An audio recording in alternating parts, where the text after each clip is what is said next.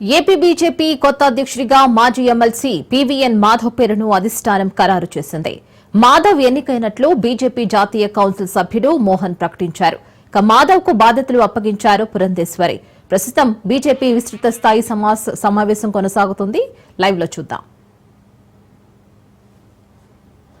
నిజంగానే ఆయన ఆనందించదు, ఎందుకంటే ఆయన చెన్నపట్న సహిత ఆంధ్రప్రదేశ్గా కోరుకున్నాడు. ఆయన స్వప్నం సాకారం కారాలి కాబట్టే కర్నూలు, తర్వాత హైదరాబాద్, ఇప్పుడు అమరావతి, ఆ విధంగా ఈ యొక్క ప్రాంతం ఏర్పడింది. కనుక ఏ ప్రాంతం అయితే ఇప్పుడు ఏర్పడిందో ఆ ప్రాంతమైన మనం ఇవాళ అమరావతిని ఒక స్థిర రాజధానిగా చేసుకొని తప్పనిసరిగా ముందుకెళ్లాల్సిన అవసరం ఉంది. ఆ విధంగా ఈ రాష్ట్రం యొక్క నిర్మాణంలో మనందరం కూడా భాగస్వాములు అవ్వాలి. మనందరికీ కూడా ఈ రాష్ట్రానికి సంబంధించిన, ఆంధ్ర ప్రాంతానికి సంబంధించిన ఒక అభిమానం తప్పనిసరిగా ఉండాలి. ఆ విధంగా అభిమానంతో పాటు జాతీయ స్ఫూర్తి సహజంగా మనందరికీ ఉంటుంది. ఆ విధంగా మనం ముందుకెళ్లాల్సిన అవసరం ఉంటుంది. ఆ విధంగా మన ప్రాంతానికి సంబంధించిన ఏ విషయాలు ఉన్నాయి, నేను శ్రీకాకుళం దగ్గర నుంచి చిత్తూరు వరకు ప్రతి ప్రాంతం తిరిగిన వ్యక్తి. మన ప్రాంతంలో ఉండే ఏవైతే సౌకర్యాలు, ఏదైతే సంపద, ఏదైతే మన ప్రాంతంలో సాంస్కృతిక చిహ్నాలు ఉన్నాయో వాటిని అన్నిటికీ పునర్జీవనం చేయాల్సిన అవసరం ఉంది. మన రాష్ట్రం లేచి నిలబడాల్సిన అవసరం ఉంది. మనం అనుకునే విధంగా కాకుండా గుజరాత్కు మించి మనం సంపదని సృష్టించగలిగే ప్రాంతం ఆంధ్ర ప్రాంతంగా నేను భావిస్తున్నాను. అలాగే అతి ముఖ్యంగా నేను శాసన మండలిలో ఉన్నప్పుడు కానీ తర్వాత కానీ అతి ముఖ్యంగా మనం సంబంధించిన భాష పట్ల, తెలుగు భాష ఏదైతే ఉందో ఈ భాషకి మించిన భాష ప్రపంచంలో లేదు. భారతీయ భాషలన్నీ కూడా అత్యంత గొప్పవైన భాషలు. మనవన్నీ కూడా ఆర్ఎస్ఎస్ నుంచి బీజేపీ రాష్ట్ర కార్యవర్గంలోని వివిధ పదవులను మాధవ్ నిర్వహించారు. ఆయన తండ్రి చలపతిరావు ఎమ్మెల్యేగా, బీజేపీ ఉమ్మడి ఏపీ అధ్యక్షుడిగా పార్టీకి విస్తృత సేవలందించారు. పార్టీకి ఆ కుటుంబం చేసిన సేవలను గుర్తించి ఏపీ కమల దళపతిగా మాధవ్ వైపు అధిష్టానం మొగ్గు చూపింది. అధ్యక్ష పీఠానికి పలువురు పేర్లు వినిపించిన ఎన్నిక ప్రక్రియ వచ్చేసరికి అధిష్టానం నిర్ణయంతో నాయకులంతా ఏకీభవించారు. మాధవ్ అభ్యర్థిత్వాన్ని అందరూ ఏకగ్రీవంగా సమ్మతించడంతో ఎన్నిక లాంఛనమే అయింది.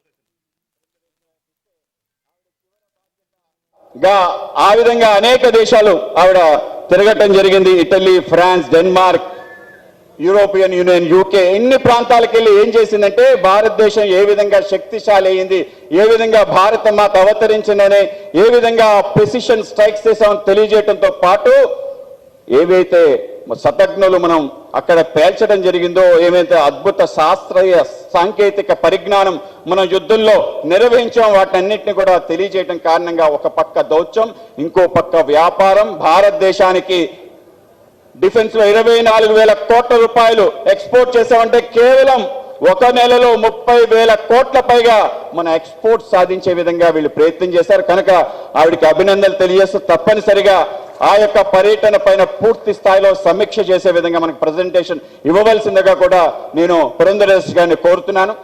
అలాగే సోమ్ వీర్రాజు గారి నేతృత్వంలో మన ప్రాంతానికి సంబంధించే పార్టీ యొక్క సంస్థాగత నిర్మాణం, ఆ నిర్మాణం కూడా కేవలం పార్టీ అనే కాదు, ఏదైతే మనకి మోర్చాలు ఉన్నాయో ఆ మోర్చాలకు సంబంధించిన అనేక రకాలుగా వాటికి ఒక స్థానం తీసుకొచ్చే విధంగా ఒక ప్రయత్నం చేయటం, రాష్ట్ర వ్యాప్తంగా సుడిగాలి పర్యటన చేయగలిగి ఈ రోజు ఇక్కడ ఉండే రేపు అక్కడ ఉండేటట్టు ఇల్లు విడిచి పనిచేసిన కార్యకర్తలు మా నాన్నగారితో పాటు నేను ఆ విధంగా చూసిన వ్యక్తి శ్రీ సోమ్ వీర్రాజు గారు.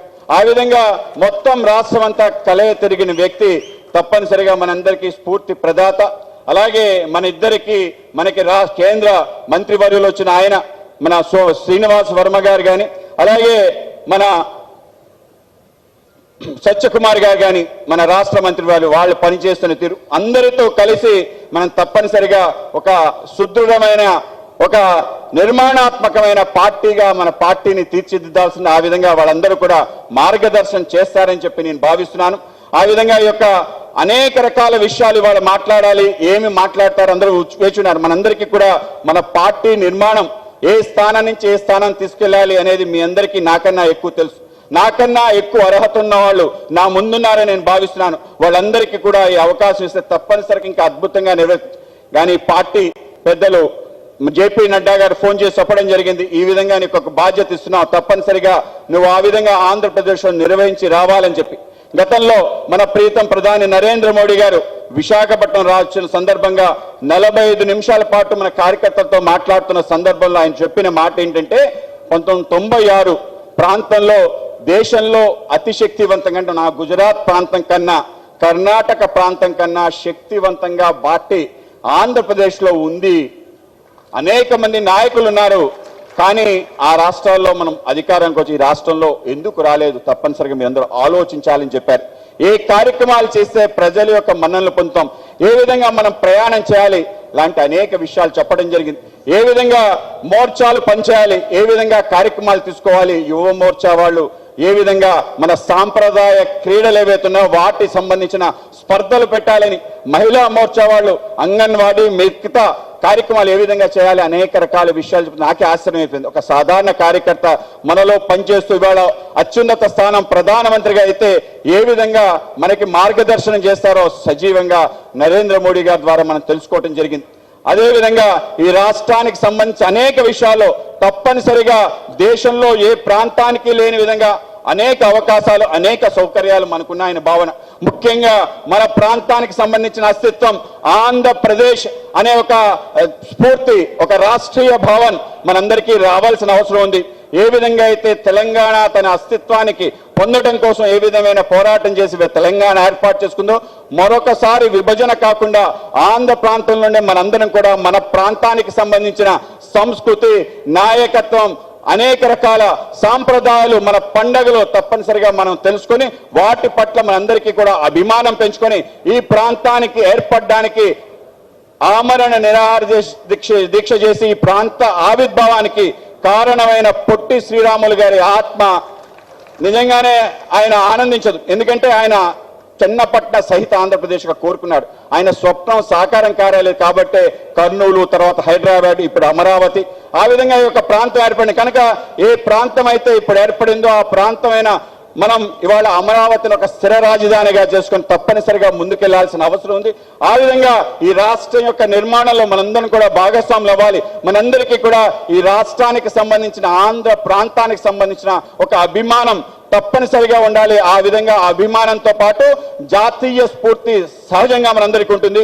ఆ విధంగా మనం ముందుకెళ్లాల్సిన అవసరం ఉంటుంది. ఆ విధంగా మన ప్రాంతానికి సంబంధించిన ఏ విషయాలు ఉన్నాయి, నేను శ్రీకాకుళం దగ్గర నుంచి చిత్తూరు వరకు ప్రతి ప్రాంతం తిరిగిన వ్యక్తి. మన ప్రాంతంలో ఉండే ఏవైతే సౌకర్యాలు, ఏదైతే సంపద, ఏదైతే మన ప్రాంతంలో సంస్కృతికి చిహ్నాలు ఉన్నాయో వాటిని అన్నిటికీ పునర్జీవనం చేయాల్సిన అవసరం ఉంది. మన రాష్ట్రం లేచి నిలబడాల్సిన అవసరం ఉంది.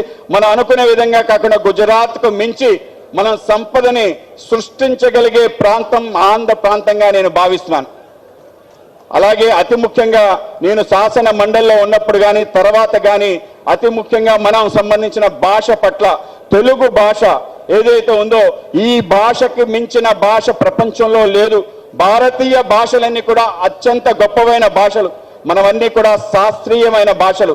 మన భాష పట్ల మనకి ఎందుకో తెలియలేని ఒక తక్కువతనం. ప్రభుత్వాలు కూడా మన భాషని ప్రోత్సహించడంలో ఎందుకో అనేక రకాలుగా వెనక్కు నెట్టే ప్రయత్నం, భాషా మాధ్యమాన్ని రద్దు చేసి